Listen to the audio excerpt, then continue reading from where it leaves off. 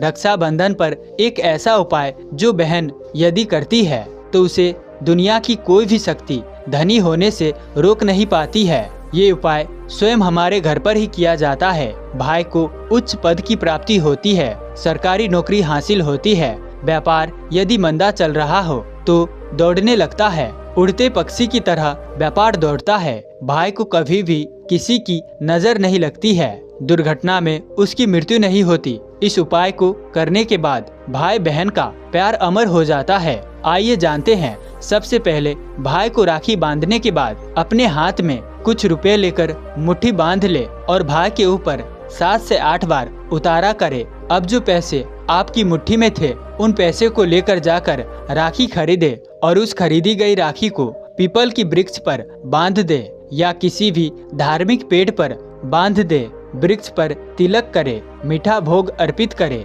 और वृक्ष पर राखी बांधे। इससे आपकी भाई की रक्षा होगी, वो विजय प्राप्त करेगा। ऐसा करने से बहन और भाई दोनों का कल्याण होगा, भला होगा। भाई को नजर दोष काल, सर्प दोष, पितृदोष, राहु दोष, क्षण दोष, भयंकर गरीबी का दोष कभी नहीं लगेगा। यदि रक्षाबंधन पर ये उपाय किया गया तो साक्षात भाई को धनी होने से कोई नहीं रोक पाता। दिन दुगुनी रात चौगुनी तरक्की होती है। बहन का भाई के प्रति प्रेम बना रहता है। घर में इतना धन आता है कि आप संभाल भी नहीं पाएंगे। ये उपाय खासकर रक्षाबंधन पर ही किया जाता है। साल में एक बार ही आता है, रक्षाबंधन तो कर लो। दोस्तों, ये उपाय क्या पता आपका भाग्य चमक जाए, क्योंकि हमें नहीं पता कब किसका भाग्य 7वें आसमान पर चला जाए। सच्चे हृदय से किया गया उपाय स्वयं ईश्वर भी विफल नहीं करते और यदि एक बहन भाई के लिए ये उपाय करे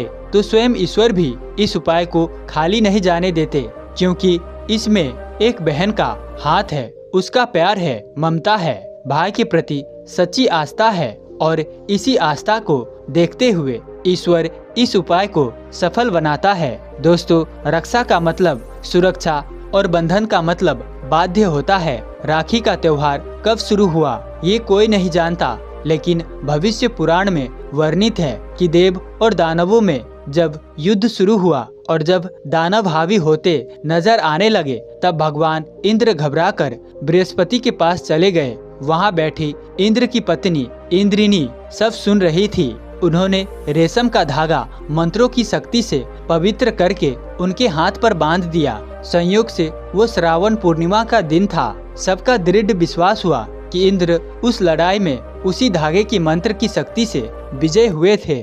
उसी दिन से श्रावण पूर्णिमा के दिन ये धागा बांधने की प्रथा चली आ रही है। मतलब साफ है, भाई मृत्यु को चकमा देता है और विजय प्राप्त करता है। ये धागा धन शक्ति और विजय देने में पूरी तरह से समर्थ है। श्रावण पूर्णिमा को नारियल पूर्णिमा के नाम से भी जाना जाता है और कई क्षेत्रों में इस दिन समुद्र देवता की पूजा की जाती है। लेकिन ना रखे लोहे की, कांच की या फिर जर्मन धातु की वस्तु अपनी बहन को राखी के दिन बिल्कुल भी भेंट ना दे। ये शास्त्रों के विरुद्ध है। इसके अलावा दोस्तों, राखी के दिन आप बाल ना कटवाए, दाढ़ी ना बनवाए और झूठ, क्रोध, वाद विवाद आदि से दूर रहे। किसी का दिल ना दुखाए। इस दिन द्वार पर आए याचकों को खाली हाथ ना लौटाए। अपनी सामर्थ्य के अनुसार कुछ न कुछ दान अवश्य करे। राखी के दिन आप एक समय भोजन करके व्रत कर सकते हैं। मासिक धर्म की अवस्था में महिलाओं को स्पर्श या पूजन करने की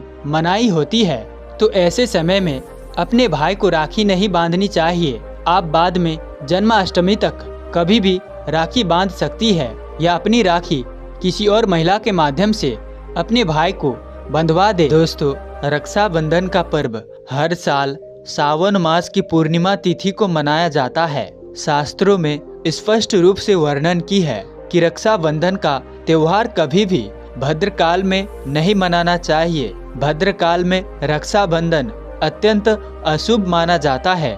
इसीलिए शास्त्रों के अनुसार भद्रकाल के समय परित्याग कर ही रक्षाबंधन का पर्व मनाना चाहिए। इस वर्ष रक्षाबंधन की तिथि को लेकर कई लोगों में भ्रम की स्थिति बनी हुई है। कुछ लोग मानते हैं कि रक्षाबंधन 20 अगस्त को मनाना चाहिए, जबकि अन्य का मत है कि ये त्योहार 19 अगस्त को ही मनाया जाना चाहिए।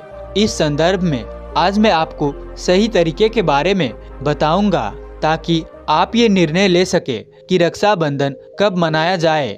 साथ ही हम आपको भद्रकाल के समय की जानकारी भी देंगे, क्योंकि इस वर्ष रक्षाबंधन के दौरान भद्रकाल का साया रहेगा। इसीलिए राखी बांधने का शुभ मुहूर्त जानना आपके लिए अत्यंत आवश्यक है। रक्षाबंधन भाई बहन के अटूट प्रेम का प्रतीक है। इस दिन बहन अपने भाई की कलाई पर राखी बांधती है और उसकी लंबी उम्र और अच्छे स्वास्थ्य की कामना करती है। भाई भी अपनी बहन की सदा रक्षा करने का वचन देता है। शास्त्रों में भद्रकाल में राखी बांधना अत्यंत अशुभ माना गया है। ऐसा माना जाता है कि लंकापति रावण ने अपनी बहन से भद्रकाल में राखी बंधवाई थी और 1 वर्ष के भीतर ही उसका सर्वनाश हो गया। भद्रा, जो शनिदेव की बहन मानी जाती है, उसे ब्रह्मा जी से श्राप मिला था कि जो भी भद्रा काल में शुभ या मांगलिक कार्य करेगा उसे अशुभ परिणामों का सामना करना पड़ेगा। इसीलिए भद्रकाल के दौरान रक्षाबंधन का पर्व मनाने से बचना चाहिए। रक्षाबंधन के दिन बहनें अपने भाइयों की कलाइयों पर राखी बांधती है और उनकी लंबी उम्र की कामना करती है। इस दिन बहन और भाई दोनों को स्नान करके नए वस्त्र धारण करने चाहिए, लेकिन ध्यान रहे इस शुभ अवसर पर काले कपड़े ना पहने। वस्त्र धारण करने के बाद मिलकर भगवान की पूजा करें। पूजा से पहले एक थाली सजाकर उसमें रोली, चंदन, अक्षत, राखी, मिठाई आदि रखे और एक शुद्ध घी का दीपक भी अवश्य जलाए।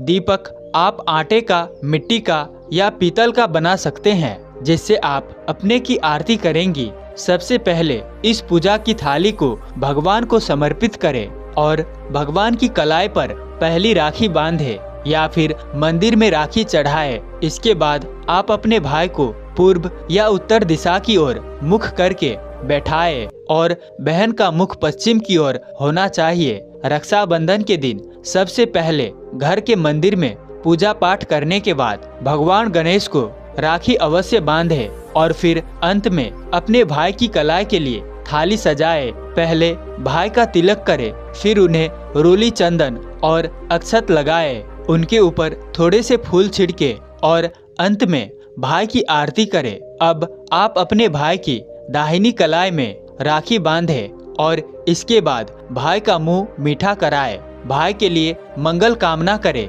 राखी बांधने के बाद भाई भी अपने बहन को रक्षा का वचन दे कि वो उसकी सदा रक्षा करेगा, उसे परेशान नहीं करेगा और उसकी हर इच्छा पूरी करने की कोशिश करेगा। भाई अपनी बहन को उपहार भी अवश्य भेंट करे। अब आइए जानते हैं कि वर्ष 2024 में रक्षाबंधन का पर्व कब मनाया जाएगा। पूर्णिमा तिथि की शुरुआत 19 अगस्त की सुबह 3:04 पर हो रही है और ये तिथि उसी रात 11:55 को समाप्त हो जाएगी। इस आधार पर रक्षाबंधन का त्योहार 19 अगस्त सोमवार के दिन ही मनाया जाएगा। इसमें कोई संदेह नहीं है। इस साल रक्षाबंधन के दिन भद्रा का साया रहेगा। भद्रा का प्रारंभ सुबह 5:53 को होगा और ये दोपहर 1:32 तक चलेगा। इस बार भद्रा का वास पाताल लोक में होगा। हालांकि कई विद्वानों का मानना है कि यदि भद्रा का वास पाताल या स्वर्ग लोक में हो तो ये पृथ्वी पर रहने वाले लोगों के लिए अशुभ नहीं होती है, लेकिन कुछ लोग पाताल की भद्रा को नजरअंदाज नहीं करते। रक्षाबंधन के दिन शाम को पंचक भी रहेगा। पंचक शाम 7 बजे से शुरू होगा और अगले दिन सुबह 5:53 तक चलेगा। सोमवार को पड़ने वाला ये राज पंचक अशुभ नहीं माना जाता है, बल्कि इसे शुभ ही माना जाता है। रक्षाबंधन का शुभ मुहूर्त 19 अगस्त को दोपहर 1:30 से रात 9:08 तक रहेगा। इस दौरान भाइयों को राखी बांधने के लिए 7 घंटे 38 मिनट का समय मिलेगा। ध्यान रखें कि भद्रा में राखी बांधने से हमेशा घर परिवार को विनाश ही होता है, इसीलिए इस समय राखी कभी न बांधे। रक्षाबंधन के दिन सूर्य उदय से पहले या सूर्य अस्त के बाद राखी बांधने से भाइयों को अनंत शुभ फलों की प्राप्ति होती है।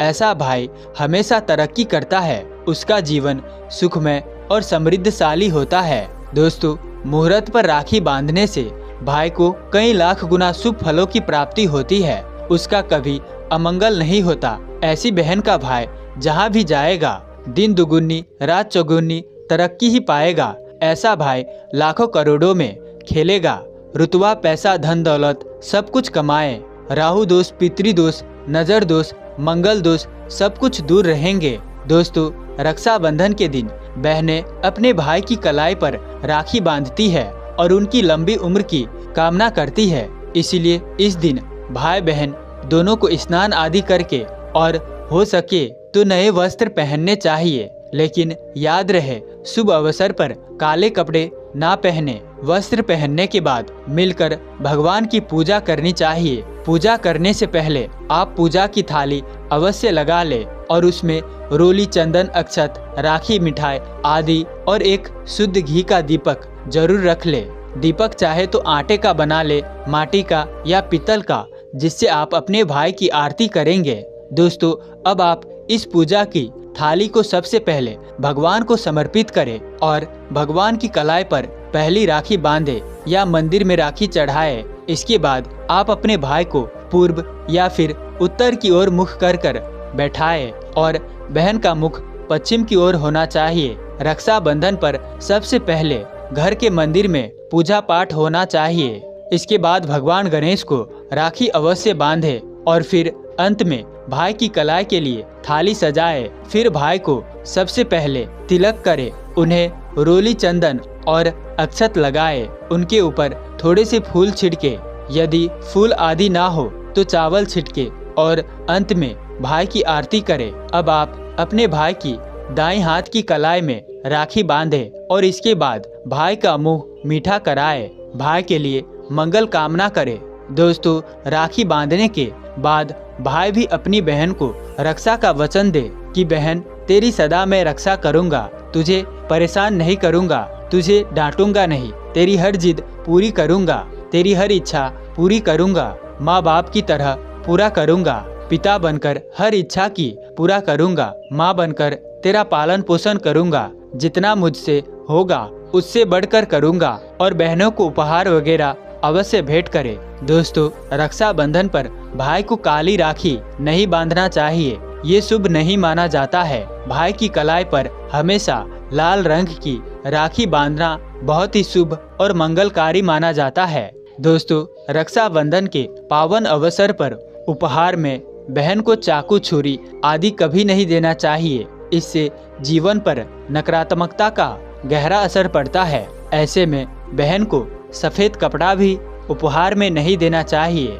कोई चप्पल आदि भी नहीं देना चाहिए। उपहार में दक्षिणा और सुंदर भेंट अवश्य देनी चाहिए। एक प्यारी बहन ने अपने भाई को भाई बनाया, भाई का दर्जा दिया, तो भाई अपनी बहन के लिए इतना तो कर ही सकता है, बड़ा सुकून और सुख मिलता है। दोस्तों, धर्म शास्त्रों के अनुसार माना जाता है कि बहन को राखी बांधने के लिए भाई के घर खुद बहन को जाना चाहिए। शास्त्रों और वेद पुराण के अनुसार ऐसा माना जाता है कि जो बहन रक्षाबंधन पर खुद ही ना जाती हो और भाई आता है बहन के घर, तो उस बहन को दोष लग जाता है। इसीलिए ऐसी प्रथा है कि रक्षाबंधन पर, खासकर रक्षाबंधन पर बहन को भाई के घर जाना चाहिए। फिर भाई चाहे कहीं भी हो, बहन को जाना चाहिए।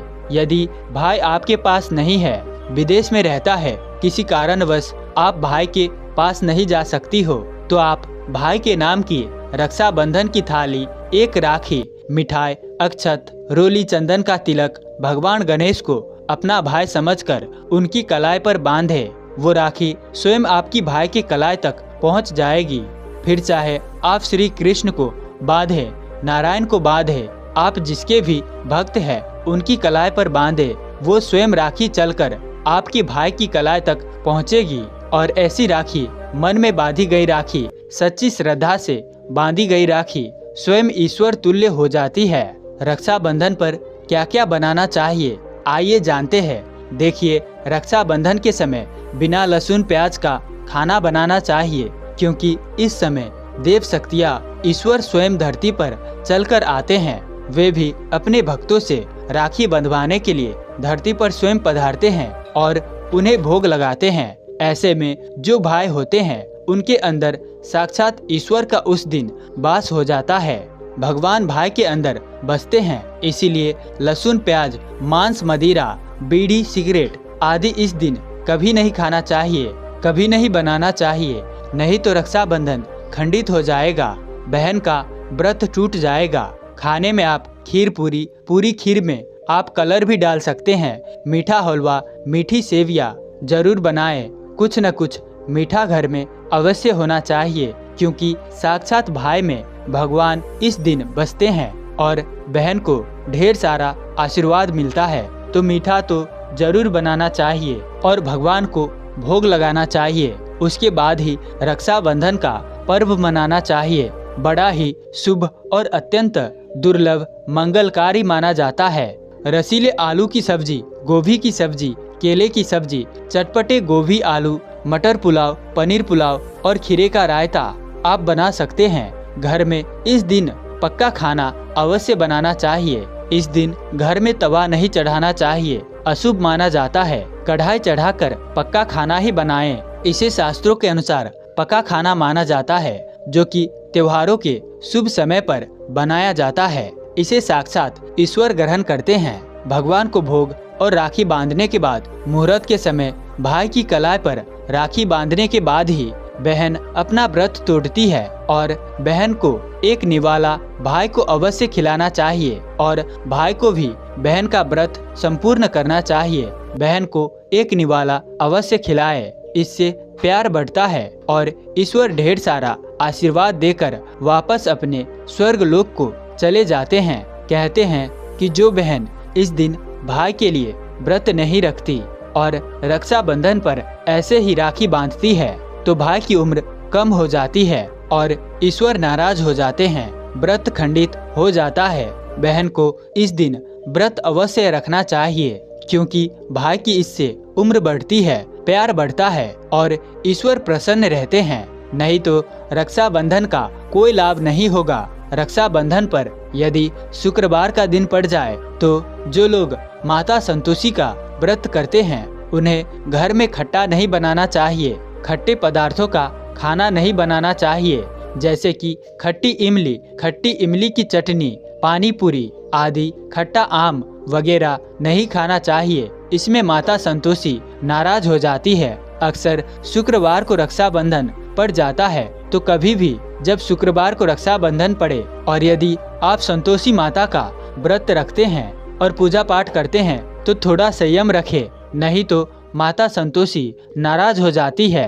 माता संतोषी को खट्टे पदार्थ से अत्यंत नफरत है। वो ये बर्दाश्त नहीं करती, क्योंकि जब शुक्रवार को रक्षाबंधन पड़ता है तो माता संतोषी भी सक्रिय अवस्था में होती है। वे स्वयं धरती पर पधारते हैं, क्योंकि शुक्रवार माँ संतोषी का वार, इसीलिए थोड़ा नियम जरूर मानना चाहिए। संतोषी माता यदि प्यारी है तो उनका क्रोध भी अत्यंत विनाशकारी है। लेकिन ये तो संजोग की बात है कि अगर रक्षाबंधन शुक्रवार पड़े, यदि पड़ जाए तो थोड़ा सावधान हो जाए। हम हिंदू हैं तो धर्म शास्त्रों का पालन तो करना ही पड़ेगा। तो दोस्तों, आनंद पूर्वक विधि विधान से इस पर्व को, इस प्यार का त्योहार को मनाइए और घर परिवार में ढेरों खुशियाँ लाइए। ये बात पुरानी है। तुरंत पहाड़ी गांव में सरपंच रहता था। सरपंच बहुत बुद्धिमान और नेक इंसान था। वो अपने छोटे से गांव के लोगों को बाढ़, तूफान और चारों से बचाने में मदद करता था। इस कारण सरपंच की बहुत इज्जत थी। लेकिन सरपंच का बेटा एकदम उलट था। वो दिन भर सोते रहता, ना उसने कभी खेती सीखी, ना पढ़ाई पर ध्यान दिया। समय अपनी चाल से चलता रहा। लड़का जवान होने लगा और सरपंच अचानक एक रात लड़के को कमरे में बुलाया और कहा कि मैं चाहता हूँ तुम मेरे जीवन में कोई उद्देश्य पहचानो और उसे हमेशा याद रखो। फिर सरपंच ने कहा, अपने बेटे को एक बैग भरा हुआ था। लड़के ने आश्चर्य से देखा कि बैग में सर्दी, गर्मी, बरसात तीनों समय के कपड़े हैं, साथ में कुछ अनाज और चप्पल भी हैं। फिर पिता ने बेटे को कुछ पैसे दिए और एक नक्शा भी दिया। सरपंच ने कहा, आज से 50 साल पहले तुम्हारे दादाजी दक्षिण भारत गए थे वहाँ उन्हें हाथियों के जंगल में खजाना मिला। डाकुओं के डर से अधिकांश धन वहीं एक मंदिर में दबा आए। तुम जाओ और तत्काल धन को लेकर आओ। ये सुनकर उस नौजवान की आंखें चमक गई। आखिर मेरे मतलब का काम मिला। वो अगली सुबह यात्रा पर निकल पड़ा। खजाने तक पहुंचने के लिए उसे कई नदी नाले, जंगलों और पहाड़ों को पार करना था। रास्ते में कई यात्री मिले। कुछ लोगों ने उसकी मदद की। किसी ने खाना खिलाया, किसी ने रास्ता बताया और कुछ ने ठगने की कोशिश की थी। पिछले कुछ दिनों में इस नौजवान ने इंसानियत के बहुत अच्छे और बहुत बुरे दोनों रूप देख लिए थे। यात्रा करते करते परिवेश और मौसम बदलने लगे। कभी तेज बारिश होती, कभी बुखार आता तो लड़के को रुकना भी पड़ता। नक्शा के अनुसार 1 साल बाद वो लड़का उस मंदिर के पीछे पहुंचा जहां दादाजी ने धन छुपाया था। आगे पीछे जमीन के नीचे वो लड़का हर जगह खजाना ढूंढा, लेकिन उसे कुछ नहीं मिला। तीसरे दिन निराश होकर उसने वापस चलने का निश्चय किया। वो अब तक समझ गया था कि उसके पिता ने झूठ बोला है। वापस जाते समय उसे वही शहर और वही नदी नाले मिले, लेकिन इस बार कुछ बदल गया था। उसके पास पैसे खत्म हो रहे थे तो उसने छोटा मोटा व्यापार करना सीख लिया। फटे कपड़े सिलना, जंगली फल खाना, पत्तों से दवाई बनाना, कई सारी बातें उसे पता थी। उसमें एक और बड़ा बदलाव आया।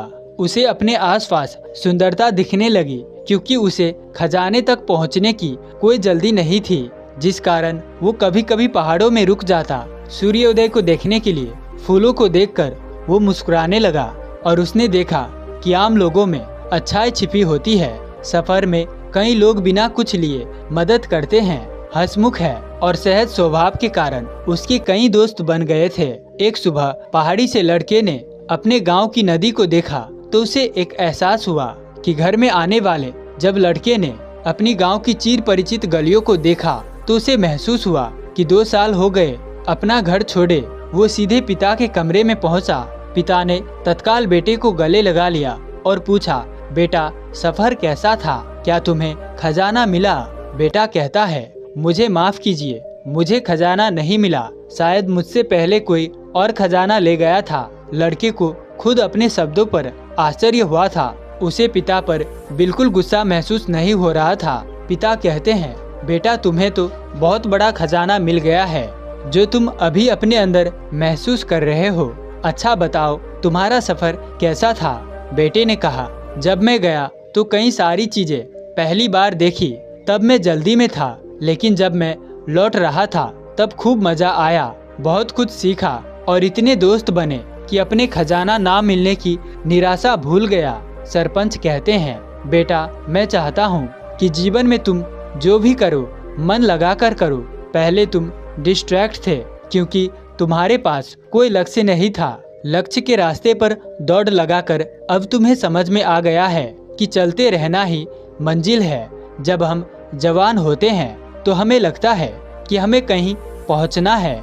ये सच नहीं है। यात्रा ही मंजिल है। Journey is the destination. अभ्यास ही लक्ष्य है। जब तुम मन लगाकर यात्रा करते हो तब तुम्हें कभी पछतावा नहीं होता, बल्कि तुम्हारे जीवन का अनुभव गहरा हो जाता है। तुम बहुत खुश रहते हो। बस यही जीवन का असली लक्ष्य है। जीवन का असली लक्ष्य है एक एक पल को खुलकर देखो। जीवन की सुंदरता अपने आप प्रकट होती है और बाकी लक्ष्य प्राप्त होते हैं। दोस्तों, आज की कहानी कैसी लगे कृपया कमेंट में हमें जरूर बताएं और साथ ही हमें सपोर्ट करने के लिए वीडियो को लाइक और चैनल को सब्सक्राइब जरूर कर देना। तो अंत तक हमारे साथ इस वीडियो में बने रहने के लिए मैं किशन शर्मा आप सभी का दिल से बहुत बहुत धन्यवाद करता हूं। तो चलिए मिलते हैं किसी और नए विषय पर। तब तक के लिए अपना ख्याल रखें। धन्यवाद।